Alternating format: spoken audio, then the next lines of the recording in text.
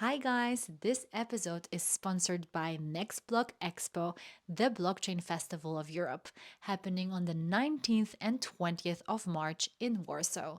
I am super excited to have them as a sponsor and I will be there personally during the conference. I would love to see you all there. And right now, happy listening. Hello, everyone. Welcome in Just Asking.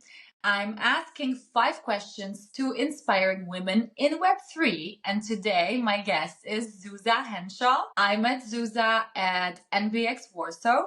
Zuza is a headhunter and she's focusing on headhunting C suite candidates for startups. Hi, Zuza. Hi, thanks for having me here. Thank you for agreeing to be here. Okay, so it's going to be a swift. So I'm going to ask the first question. What is Web3 to you? For me, Web3 is like a next iteration of the internet. And I don't think we know yet what it's going to be, but ultimately it's changed the rules of the game a little bit to the way we interact on the internet and what we can particularly own on the internet. Okay, it's like spot on. And I think we can kind of understand what you mean, even if we're outside of Web3. But if you were to explain this to your mom or a child, how would you do it? And you can choose if it's mom or child. I'm choosing mom. Okay. I'm choosing mom and dad, and I will completely admit that I've already failed miserably. My parents continue asking me, so what do you do exactly? What is it? What is that industry? I bought them some crypto, and I think they're just like going to finish at that. Okay. Possibly. So you don't think there is a chance to onboard them farther? Well, who knows? This depends, right? This is where we go back to the first question. If we find a use case that people will not be able to live without, then they will jump on it. It will just make their life easier. Like if you go to the car park and suddenly you don't have to pay the fee, but your car will pay for it as you go in and out, they won't even know, will they? Exactly. So will they be onboarded? Yes. Yes, they will be on board. That's it. But yes, I even wrote an article to a local magazine for entrepreneurs, hoping that will be super clear. And they're like, nice article, nice. Yeah. But I'm not going to shy away from this question. I'm still going to make an attempt that I'm speaking to my mom. Please go ahead. I'm going to explain.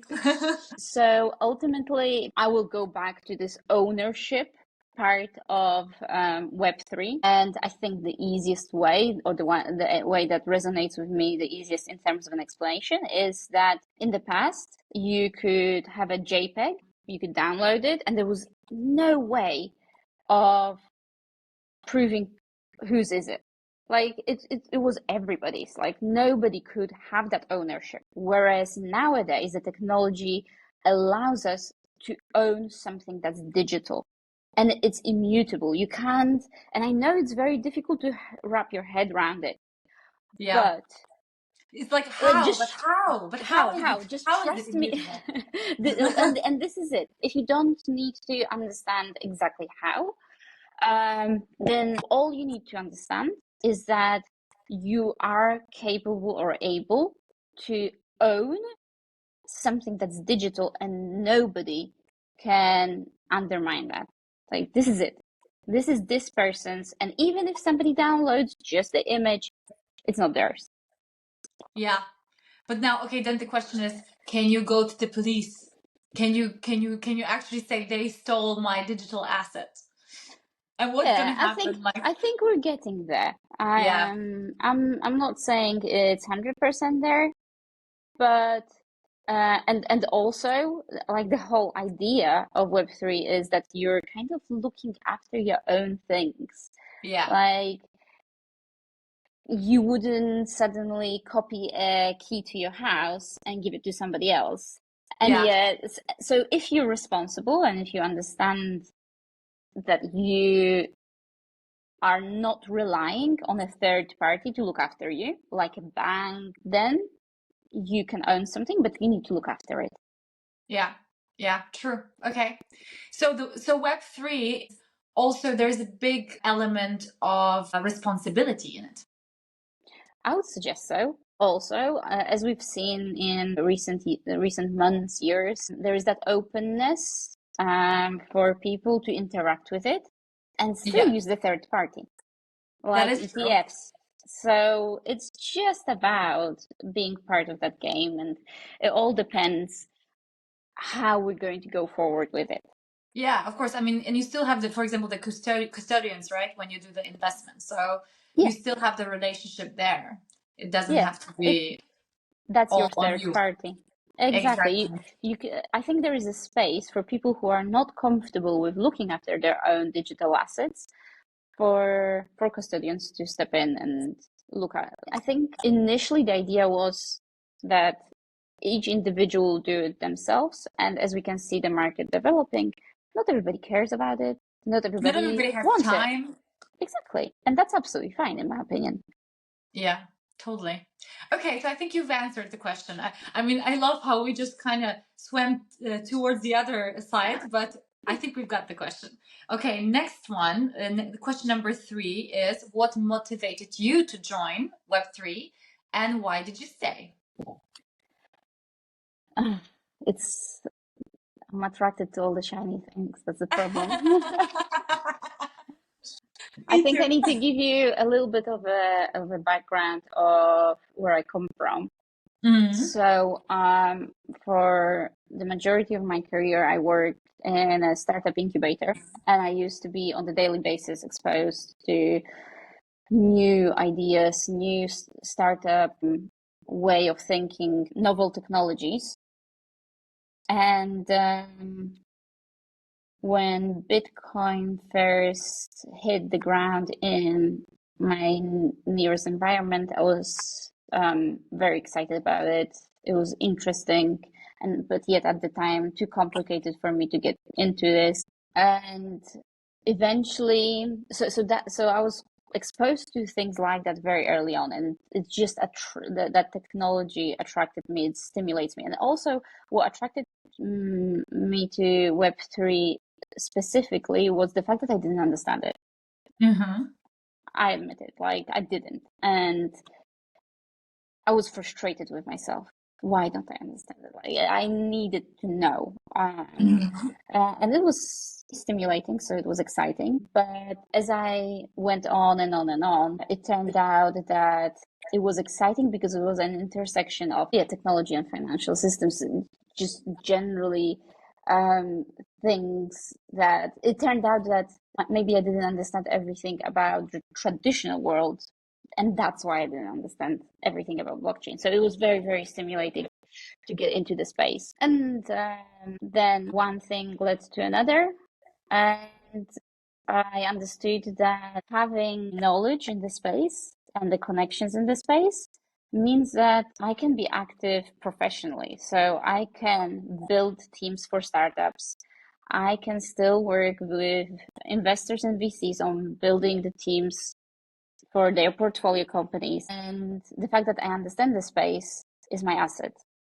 Absolutely. And that's why I stayed. That's why you're staying. And that's why you're thriving. And it's never boring, huh?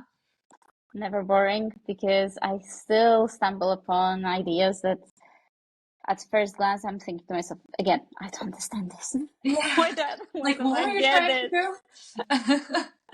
I promise, yeah, it still happens. But that's great. That's the stimulating part, and digging deeper and deeper and understanding why people want to change something. It's like mental riddles. Yeah, it's like fun. It's like a game sometimes, right? But I have the same feeling, and I have to say, okay, my motivation was similar to yours, as in like I like the shiny things, but I also didn't understand it, and I've been reading about it, and I've been inspired by different people that I've seen doing those things, being on Instagram, LinkedIn, X, and what I love about it is that there is substance, that it's not just being on the screen and saying some things that nobody understands, but there actually are the real world use cases, and there actually is the community, and there is an innovative approach to running a business, Exactly. and the whole DAO, like the approach to running a DAO, to me, this is like, I'm so excited about it. But okay, this is not part of this interview. Maybe we'll talk about DAO somewhere else. Series 2. Yeah, exactly. Series 2 is going to be all on DAOs and how to run your company through a DAO. And then that was a topic of conversation. I promise I'm not going to go deeper into it, but I was speaking to my friend and he's like, I was thinking about creating a DAO, but I already struggle with the board of directors. There are 3 people. Can you imagine a full company of stakeholders making a decision? It's going to be impossible. I'm not doing it. Exactly. No, you need more than 3 people. You need like 50. Yeah, but then imagine like everybody has got a slightly different approach, slightly different idea, and then you're trying to force your view. Yeah, it will take time. Yeah, for sure. So yeah, but okay, I have okay, we had question 3. Question 4. What dApps are you actually using? On the daily basis, I'll admit that I use just the wallet providers, and another thing that I use are the payback solutions. So like Satsback or Flyback. Okay. Can you give a bit more insight into the payback solutions? Yeah, so you do shopping online and you activate an extension in your browser, and then a small amount of crypto comes back from every purchase that you make. So yeah, it doesn't hurt me. I'm still spending the money. Why not get something extra from that? Okay, got it. Perfect. Okay, and the last question is, what advice would you give to a person who is eager to join the space? Certainly, I think education. Beginning of education. Because I think it was extremely frustrating when I began my journey with Web3, with people saying, oh, there's so much information on the internet, everybody's talking about it. It's all around us, right?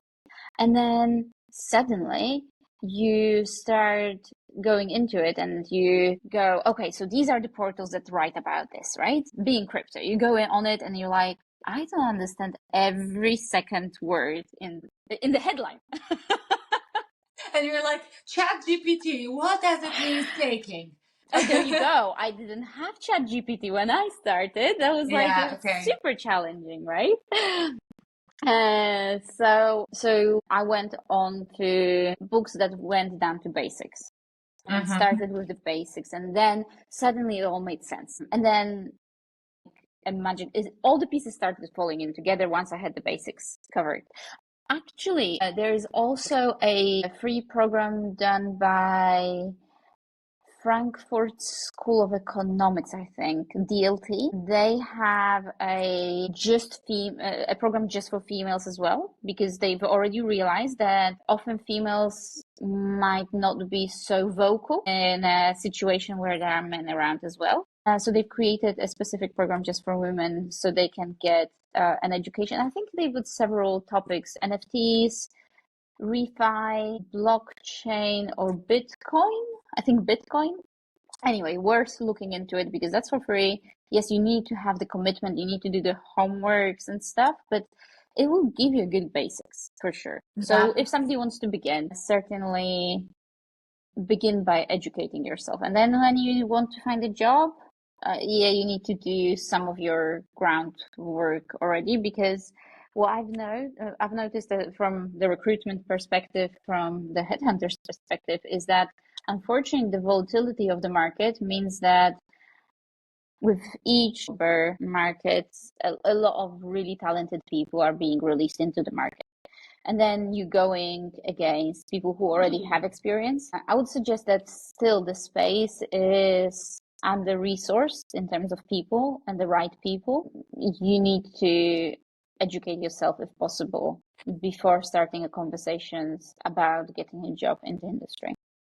Yeah, I mean, but I think that makes sense about any industry, right? Like you should educate yourself to a certain extent before you enter. I mean, a lot of stuff you can learn on the job, but you have to have a certain amount of knowledge to work, right? You have to understand the headline from being Exactly, clickbait. that you're reading. You cannot Google every word from the headline. Okay, I think that was great. Thank you so much for taking the time to talk to me. Excellent. Thank you so much. Very, very cool questions. I hope we didn't digress too much. No, that was So we great. stayed on point. I think that was really on point. I think we're good. We're good. Thank you so much, Excellent. Zuza. Thanks. Thanks, Paulina.